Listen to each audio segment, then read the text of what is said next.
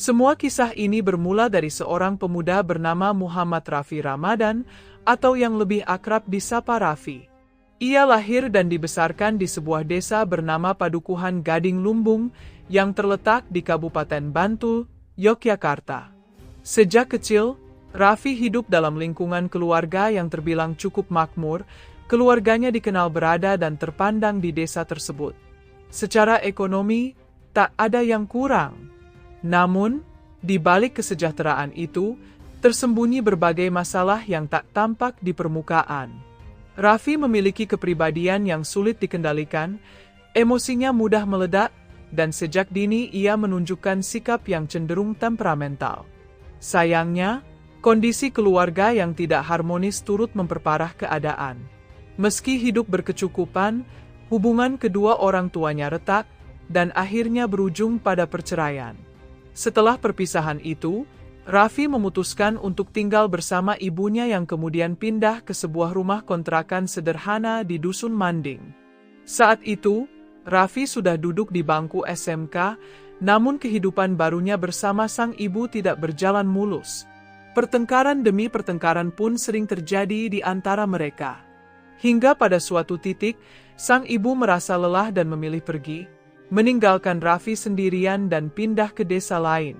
Sejak saat itu, Raffi hidup seorang diri di rumah kontrakan tersebut. Tanpa pengawasan orang tua, kehidupannya mulai berubah. Ia menjadi lebih bebas, lebih liar, dan perlahan mulai lepas kendali. Kemudian, pada tahun 2019, setelah ia lulus dari SMK, Raffi tetap menjalin pergaulan dengan beberapa teman lamanya. Dalam salah satu obrolan santai, ia sempat meminta nomor WhatsApp seorang perempuan dari temannya. Dan, salah satu teman Raffi rupanya memiliki kenalan perempuan yang juga alumni dari SMK yang sama dengan mereka. Namanya Gisela Goris Engal di Kapuspita, atau yang lebih akrab dipanggil Enggal. Ia masih satu angkatan dengan Raffi, dan baru saja menempuh babak baru dalam hidupnya. Kuliah di Akademi Sekretaria dan Manajemen Marsudirini Santa Maria Yogyakarta, yang terletak di daerah Tegalrejo Kota Yogyakarta. Sementara Enggal mulai sibuk menata masa depannya, Raffi justru tidak melanjutkan pendidikan. Ia tidak kuliah, tidak bekerja, dan lebih banyak menghabiskan waktu tanpa arah yang jelas. Namun, setelah melihat sosok Enggal dari cerita temannya, Raffi mulai menunjukkan ketertarikan. Ia lalu meminta nomor WhatsApp Enggal dan mulai mencoba menghubunginya. Perkenalan mereka berawal dari obrolan ringan yang kemudian berkembang menjadi komunikasi yang cukup intens. Setelah beberapa waktu saling mengenal, keduanya merasa cocok dan akhirnya menjalin hubungan asmara. Di awal, hubungan mereka tampak normal, layaknya pasangan muda pada umumnya, penuh perhatian, obrolan panjang, dan saling mendukung. Namun seiring berjalannya waktu, tepatnya memasuki tahun 2020, Enggal mulai disibukkan dengan kegiatan kuliah kerja lapangan atau KKL dari kampusnya. Ia juga mulai merencanakan untuk tinggal mandiri di kos-kosan, agar lebih dekat dengan aktivitas perkuliahannya dan bisa belajar hidup sendiri. Di sisi lain, Raffi yang masih tinggal seorang diri di rumah kontrakan, mulai menunjukkan sisi manipulatifnya. Dengan dalih agar bisa lebih sering bertemu dan lebih hemat biaya, ia membujuk Enggal untuk tinggal bersamanya di rumah kontrakan itu, menggantikan rencana kos yang sudah disusun oleh Enggal. Ia melontarkan rayuan dan janji-janji manis, seolah-olah hidup bersama akan menjadi solusi yang lebih baik bagi mereka berdua. Setelah melalui berbagai bujukan dari Raffi, akhirnya Enggal menyetujui untuk tinggal bersama. Sejak tahun 2020, keduanya pun mulai hidup serumah di kontrakan milik keluarga Raffi, meskipun belum terikat pernikahan secara sah. Keputusan itu mereka ambil diam-diam. Pemilik kontrakan maupun warga sekitar tidak mengetahui bahwa mereka adalah pasangan kekasih yang tinggal bersama. Banyak yang mengira Raffi dan Enggal adalah kakak beradik, apalagi sebelumnya diketahui bahwa ibu Raffi juga pernah tinggal di rumah tersebut. Padahal, kenyataannya sang ibu sudah lama pindah ke desa lain. Awal kehidupan bersama itu tampak berjalan normal. Namun seiring berjalannya waktu, sifat asli keduanya mulai muncul ke permukaan.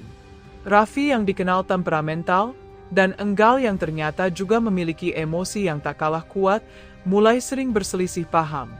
Pertengkaran kecil mulai muncul, biasanya dipicu oleh hal-hal sepele, dan lama-kelamaan berubah menjadi konflik serius. Hubungan yang awalnya penuh cinta, perlahan berubah menjadi relasi yang toksik. Bukan hanya adu mulut, kekerasan fisik pun mulai terjadi. Dalam sebuah pengakuan, Raffi bahkan sempat berkata bahwa ia pernah dipukul oleh Enggal hingga akhirnya memilih kabur dari rumah kontrakan. Namun, pelarian Raffi tak pernah berlangsung lama. Setiap kali ia pergi, Enggal selalu berhasil menemukannya, lalu membujuk, bahkan memaksanya, untuk kembali pulang. Siklus ini berulang, bertengkar hebat, berpisah sementara, lalu berbaikan lagi. Namun akar permasalahan di antara mereka tidak pernah benar-benar diselesaikan. Meski begitu, hubungan mereka terus berlanjut. Setelah 2 tahun tinggal bersama, hingga memasuki tahun 2022, Enggal akhirnya menyelesaikan kuliahnya.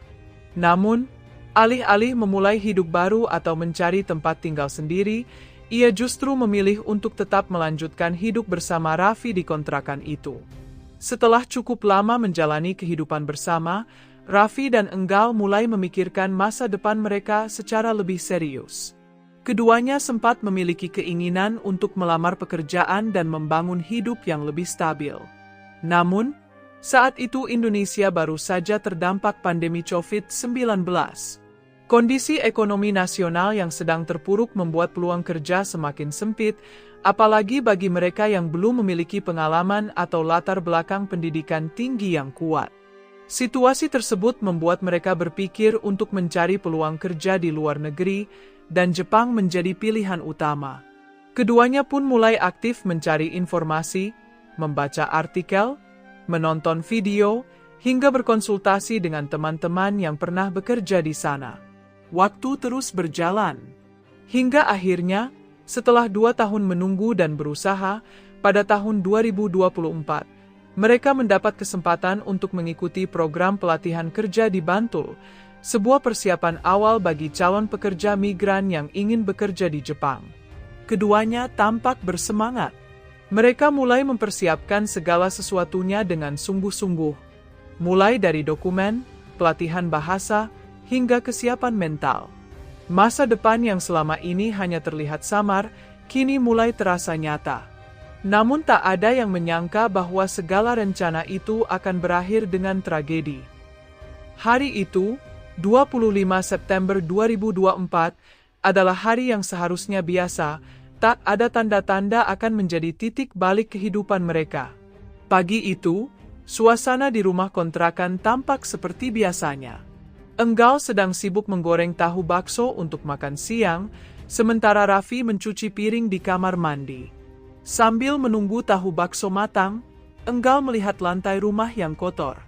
Seperti biasa, ia berinisiatif menyapu sambil sesekali menengok ke dapur. Ia bahkan sempat meminta tolong pada Raffi, "Tolong lihatin tahu baksonya, jangan sampai gosong ya," pintanya. Saat itu, Raffi masih sibuk mencuci piring di kamar mandi, dan hanya menjawab singkat ketika Enggal memintanya menjaga tahu bakso di dapur. Ia mengiyakan, namun tanpa benar-benar memperhatikan permintaan tersebut. Beberapa saat kemudian, setelah selesai menyapu, Enggal kembali ke dapur, dan mendapati wajan berisi tahu bakso yang sudah gosong. Spontan, kemarahannya meledak. Ia merasa Raffi tak peduli, dan dalam luapan emosinya, ia melempar sapu ke arah Raffi, bahkan kemungkinan sempat menggunakan sapu itu untuk memukul. Raffi yang juga mudah tersulut emosi, tak mampu mengendalikan diri. Ia langsung membalas, bukan dengan kata-kata, tapi dengan kekerasan fisik. Dengan brutal, Raffi mencekik leher Enggal sekuat tenaga, hingga wajah perempuan itu mulai membiru. Meski dalam kondisi terdesak, Enggal masih sempat menggerakkan tangannya, seolah memberi isyarat agar dilepaskan. Tapi Raffi yang sudah benar-benar dikuasai amarah, tidak mengendurkan cekikannya. Ia terus menahan leher Enggal tanpa berpikir panjang.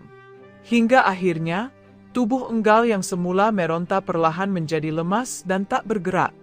Ia jatuh terkulai ke lantai, tak sadarkan diri. Saat itulah, kesadaran mulai menghampiri Raffi. Ia melihat tubuh Enggal yang terbaring diam, wajahnya membiru, dan tidak menunjukkan tanda-tanda kehidupan. Kepanikan pun langsung mengambil alih. Raffi mencoba mengguncang tubuhnya, memanggil-manggil namanya dengan cemas, berharap ini hanya pingsan biasa. Tapi Enggal tak merespons, ia telah menghembuskan napas terakhirnya. Ketakutan Raffi berubah menjadi kepanikan total. Ia mulai berpikir bagaimana caranya agar kejadian ini tidak diketahui orang lain. Dalam keadaan terguncang, ia mengangkat tubuh Enggal dan membaringkannya di kamar, menutupinya dengan jas hujan agar tak terlihat.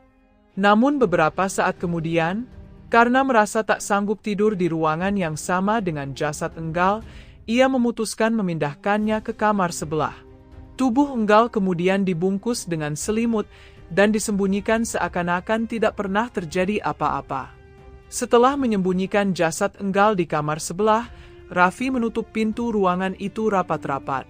Ia berusaha menenangkan diri, meskipun dalam hatinya berkecamuk rasa takut, gelisah, dan penyesalan yang mendalam. Namun, alih-alih menyerahkan diri atau meminta bantuan, Raffi memilih berpura-pura menjalani hidup seperti biasa. Ia tetap tinggal di rumah kontrakan itu, bahkan tidur di sana setiap malam, seolah tak pernah terjadi sesuatu. Untuk memenuhi kebutuhan hariannya, ia menggunakan sepeda motor Honda Scoopy milik Enggal, dan tak berhenti sampai di situ. Raffi juga menguras rekening Enggal, mengambil saldo sebesar 3,4 juta rupiah. Tak lama kemudian, ia menjual ponsel iPhone 11 Pro milik Enggal dengan harga 3,3 juta rupiah. Semua uang itu ia pakai untuk bertahan hidup, tanpa sedikit pun menunjukkan rasa tanggung jawab atas perbuatannya. Namun Raffi tahu, keberadaan Enggal tak mungkin bisa disembunyikan selamanya. Ia sadar, cepat atau lambat orang tua Enggal akan curiga karena kehilangan kabar dari putri mereka. Untuk mengantisipasi hal itu, Raffi mengambil alih akun media sosial dan nomor WhatsApp milik Enggal, lalu berpura-pura menjadi Enggal. Ia mulai membalas pesan-pesan dari orang tuanya, seolah-olah Enggal masih hidup dan baik-baik saja. Strateginya sempat berhasil. Dalam minggu pertama setelah kejadian, tidak ada yang mencurigai apapun. Orang tua Enggal merasa lega karena masih menerima kabar, meskipun hanya lewat teks. Bahkan tetangga sekitar kontrakan pun tidak menunjukkan kecurigaan, meskipun dari dalam rumah mulai tercium aroma tak sedap. Untungnya bagi Raffi, atau lebih tepatnya, karena kebetulan kamar tempat jasad Enggal disimpan tidak memiliki ventilasi. Itu membuat bau dari dalam ruangan tidak langsung menyebar keluar rumah. Namun, semuanya tak bertahan lama. Setelah 2 minggu hidup dalam kepura-puraan, kondisi mulai berubah. Bau busuk dari kamar itu semakin menyengat dan mulai merembes keluar melalui celah pintu. Meski belum tercium hingga ke tetangga, Raffi sendiri mulai tak tahan dengan bau mengerikan yang terus-menerus menyiksa hidungnya. Karena bau menyengat dari rumah kontrakan makin sulit ditahan, Raffi akhirnya memutuskan untuk pergi. Ia membawa motor milik Enggal dan menumpang tinggal di tempat temannya yang berada di kawasan Condong Catur, Sleman.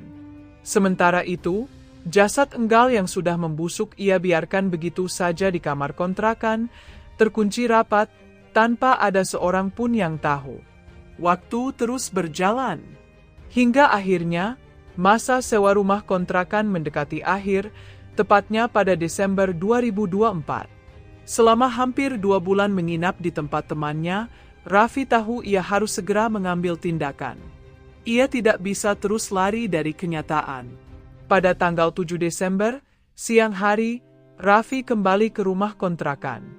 Begitu membuka pintu dan masuk ke dalam, aroma busuk langsung menyambutnya, jauh lebih menyengat dibanding 2 bulan sebelumnya. Bau itu bahkan sudah mulai menyebar ke beberapa sudut rumah, meski sejauh itu, belum ada warga sekitar yang benar-benar menyadarinya. Dalam kepanikan, Raffi pun segera menyusun rencana. Ia harus memindahkan jasad Enggal secepatnya. Namun, ia sempat kebingungan hendak membawa kemana tubuh yang sudah membusuk tersebut. Setelah berpikir keras, ia teringat akan sebidang lahan kosong milik keluarganya yang terletak di dekat rumah ayahnya di Dusun Gading Lumbung. Lahan itu terpencil dan dianggap cukup aman. Namun sebelum membawa jasad ke sana, Raffi melakukan hal yang lebih ekstrim. Ia berusaha mengurangi bau busuk dengan memisahkan bagian tubuh Enggal, memotong tulang dan dagingnya, tindakan yang sangat keji dan tak manusiawi. Ia kemudian memasukkan potongan tulang belulang, termasuk rambut Enggal, ke dalam sebuah koper. Namun koper yang dimilikinya tidak cukup besar untuk menampung semuanya. Maka, sisa potongan tubuh lainnya ia masukkan ke dalam kantong kresek hitam berukuran besar. Proses mengemas jasad itu berlangsung semalaman, penuh ketegangan, kengerian, dan rasa bersalah yang semakin menghantui. Kemudian, pada pagi harinya, tanggal 8 Desember, Raffi pun bersiap. Ia membawa koper, kantong kresek berisi potongan tubuh Enggal, serta barang-barang pribadi milik Enggal yang tersisa. Dengan pikiran kacau dan tubuh gemetar, ia melangkah keluar dari rumah kontrakan, menuju perjalanan terakhir yang ia harap bisa menutup semua jejak kejahatannya. Dengan membawa koper dan kantong kresek berisi potongan tubuh Enggal, Raffi melaju menggunakan motor menuju rumah ayahnya di Dusun Gading Lumbung. Setibanya di sana, ia tidak langsung melakukan apapun. Semua barang bawaan, termasuk koper dan kresek hitam itu, ia letakkan di pekarangan rumah sang ayah, dengan niat akan menguburnya saat situasi benar-benar dirasa aman dan sepi. Namun, kondisi yang ia harapkan tak kunjung datang. Lingkungan sekitar terasa terlalu ramai dan tak memberi celah baginya untuk bergerak bebas. Dalam tekanan dan kegelisahan yang semakin meningkat, Raffi hanya bisa membakar sebagian barang-barang pribadi milik Enggal, termasuk selimut dan bahkan rambut yang sempat terlepas saat proses mutilasi. Ia membakarnya di sudut pekarangan menggunakan minyak tanah, berharap bisa menghilangkan jejak sebanyak mungkin. Sementara itu, tulang belulang yang tersimpan dalam koper dan kantong kresek tetap ia biarkan di pekarangan rumah ayahnya selama beberapa hari, menunggu waktu yang tepat. Namun, harapan tak kunjung terwujud. Waktu terus berjalan, dan aroma menyengat mulai keluar dari koper, menembus udara sekitar. Raffi panik. Ia khawatir ayahnya atau orang sekitar akan mencium bau aneh itu. Maka, pada tanggal 12 Desember, ia memutuskan untuk memindahkan kembali koper dan kresek tersebut. Kali ini, ia membawa semuanya ke kos temannya di daerah Condong Catur. Sesampainya di sana, Raffi hanya meletakkan koper dan kantong kresek itu di teras depan kos, dalam keadaan bingung dan tak tahu harus berbuat apa. Ia masih belum menemukan momen atau tempat yang memungkinkan untuk menguburkan jasad tersebut. Namun masalah baru muncul. Bau busuk yang menyengat mulai tercium hingga ke dalam kos, membuat suasana menjadi tidak nyaman. Tak ingin menarik perhatian, Raffi kembali memindahkan barang-barang itu, kali ini ke depan pagar dekat tempat sampah, tepat di pinggir jalan. Dan disinilah kejadian yang tak ia duga terjadi. Saat itu, seorang petugas sampah keliling lewat, dan melihat kantong kresek hitam besar tergeletak dekat tempat sampah. Karena tampak seperti tumpukan sampah biasa, tanpa pikir panjang, kantong itu pun diambil dan dibawa pergi oleh sang petugas. Beberapa saat kemudian, saat Raffi kembali keluar untuk memeriksa, ia dibuat terkejut dan panik. Kantong kresek hitam itu telah hilang, yang tersisa hanyalah koper yang masih tergeletak di tempat semula.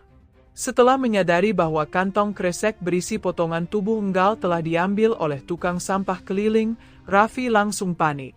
Tanpa membuang waktu, ia segera menuju tempat pengepul sampah di kawasan Condong Catur, berharap masih bisa menemukan kantong itu sebelum terlambat.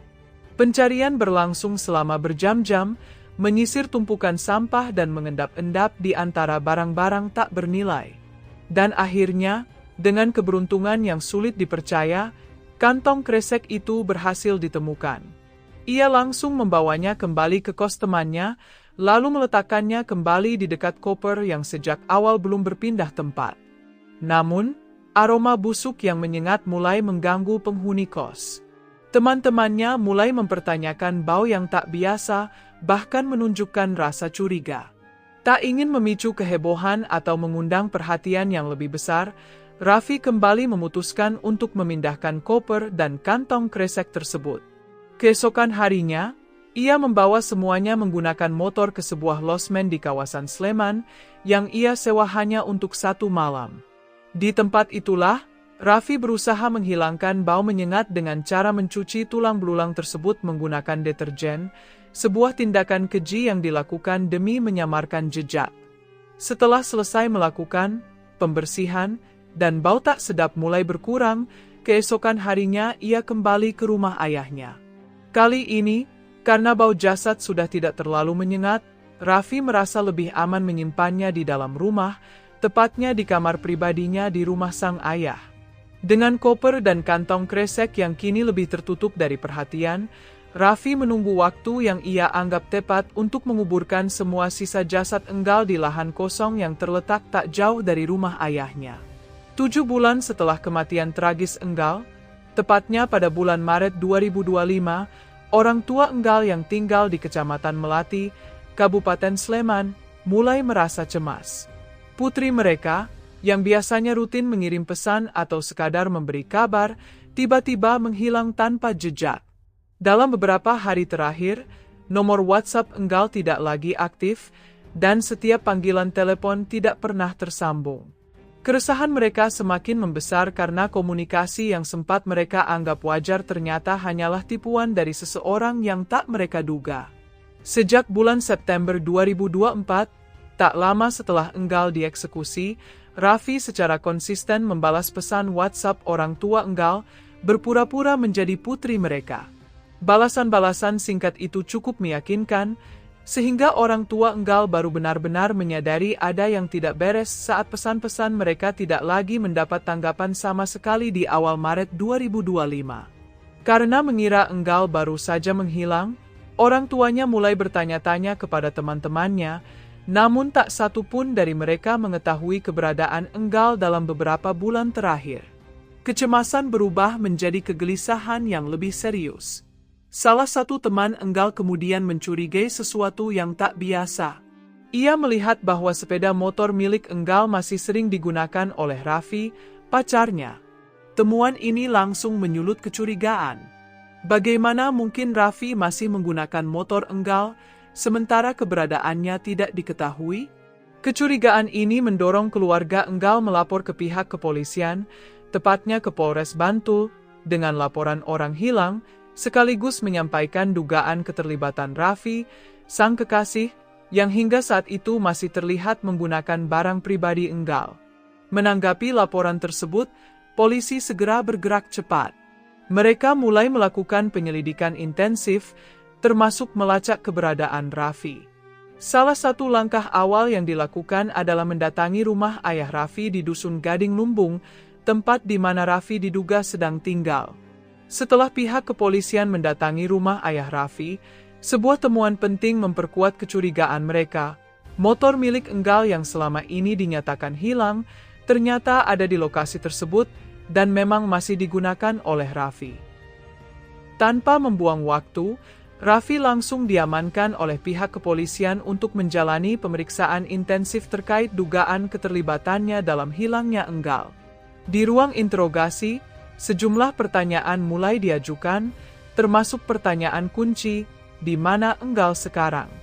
Dihadapkan pada tekanan dan bukti-bukti yang mulai mengarah padanya, Raffi mulai kehilangan kendali atas emosi dan gesturnya.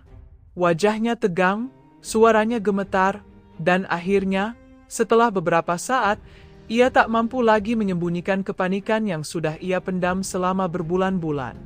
Dengan berat hati, Raffi pun mengakui segalanya. Ia menceritakan secara langsung bahwa dirinya lah yang telah menghabisi nyawa Enggal, dan kejadian itu telah berlangsung sejak September 2024 lalu. Pengakuan tersebut sontak menggemparkan semua pihak, terutama orang tua Enggal, yang baru menyadari bahwa selama 7 bulan terakhir, setiap pesan WhatsApp yang mereka terima bukanlah dari putri mereka, melainkan dari Raffi yang sengaja menyamar dan membalas pesan-pesan mereka untuk menutupi jejak kejahatannya. Tak berhenti di sana, Raffi juga menunjukkan lokasi penyimpanan jasad Enggal. Ia mengaku bahwa sisa tubuh korban masih disimpannya di dalam kamar di rumah ayahnya, tersimpan dalam koper dan kantong kresek hitam. Polisi segera bergerak menuju lokasi yang dimaksud. Dan benar saja, saat mereka membuka koper dan kantong tersebut, ditemukan tulang belulang yang sudah tak utuh, beserta rambut dan barang-barang milik korban. Sang ayah Raffi pun dibuat terpukul. Ia tak pernah menyangka bahwa selama ini, di dalam rumahnya sendiri, terdapat jasad korban kejahatan anak kandungnya sendiri. Sebuah kenyataan yang sungguh mengguncang. Seluruh barang bukti, termasuk sisa-sisa tubuh Enggal, kemudian dibawa ke Rumah Sakit Bayangkara Polda Yogyakarta untuk proses otopsi. Sementara itu, Raffi resmi ditetapkan sebagai tersangka pembunuhan. Ia bahkan sempat digelandang kembali ke rumah kontrakan tempat terjadinya eksekusi untuk keperluan rekonstruksi. Saat tiba di lokasi kontrakan, aroma tak sedap masih tercium, bahkan setelah berbulan-bulan berlalu. Hal ini sekaligus menjawab kebingungan pemilik dan pengurus kontrakan, yang selama ini merasa janggal karena salah satu kamar mengeluarkan bau busuk, namun tak pernah tahu penyebabnya. Untuk mempertanggungjawabkan perbuatannya, Raffi akhirnya dijerat dengan pasal 338 KUHP tentang pembunuhan, serta pasal 339 KUHP tentang pembunuhan dengan pemberatan, dengan ancaman hukuman maksimal 20 tahun penjara. Berdasarkan hasil pemeriksaan, polisi menyimpulkan bahwa aksi Raffi tidak dilakukan secara terencana, melainkan karena dorongan emosi yang tidak terkendali. Oleh karena itu, ia tidak dikenakan pasal 340 KUHP yang mengatur tentang pembunuhan berencana, yang seharusnya dapat mengancam pelaku dengan hukuman seumur hidup atau bahkan hukuman mati. Namun demikian, Raffi tetap bisa mendapatkan hukuman pemberat, mengingat cara dia menghilangkan jejak kejahatannya tergolong sangat sadis dan mengerikan, dari menyimpan jasad korban berbulan-bulan, hingga memutilasi dan mencoba membuang bagian tubuhnya secara diam-diam. Hingga kini, proses hukum terhadap Raffi masih terus berlangsung, dan publik tentu berharap agar hukuman yang dijatuhkan benar-benar sepadan dengan kejahatan yang telah dilakukan. Bukan hanya sebagai bentuk keadilan bagi korban dan keluarganya, tetapi juga sebagai peringatan keras bagi siapapun agar tidak bertindak gegabah dalam menghadapi konflik, apalagi dalam hubungan pribadi. Dalam konferensi pers yang digelar pihak kepolisian, Raffi terlihat menangis, dan di hadapan publik ia mengaku menyesal serta menyatakan bahwa dirinya bersalah atas semua yang telah terjadi. Dengan suara lirih, ia mengatakan, "Saya benar-benar menyesal, kalau saja waktu itu saya bisa sedikit lebih sabar, mungkin semuanya tidak perlu terjadi. Harusnya saya pergi, mencari jalan lain, bukan seperti ini. Tapi saat itu emosi menguasai saya masih sayang sama Enggal, tapi sekarang semua sudah terlambat, Enggal tidak akan pernah kembali lagi." Penyesalan itu, meski terdengar tulus, tak mampu menghapus kenyataan tragis yang sudah terjadi. Sebuah kehidupan telah hilang, dan tak ada kata maaf yang bisa menghidupkannya kembali. Kasus ini seharusnya menjadi pembelajaran penting bagi kita semua, terutama bagi mereka yang terjebak dalam hubungan toksik dan tidak sehat, apalagi jika diwarnai oleh emosi yang tidak terkendali. Jangan pernah mengambil keputusan saat marah, sedih, atau bahkan terlalu senang, karena keputusan terburuk seringkali lahir dari emosi yang meledak tanpa kendali. Dan yang paling menakutkan bukan hanya pembunuhan itu sendiri, tapi penyesalan yang datang saat semuanya sudah terlambat, ketika tak ada lagi yang bisa diperbaiki. Terima kasih telah menonton sampai akhir. Sekian dulu ceritaku kali ini, dan sampai jumpa di ceritaku selanjutnya.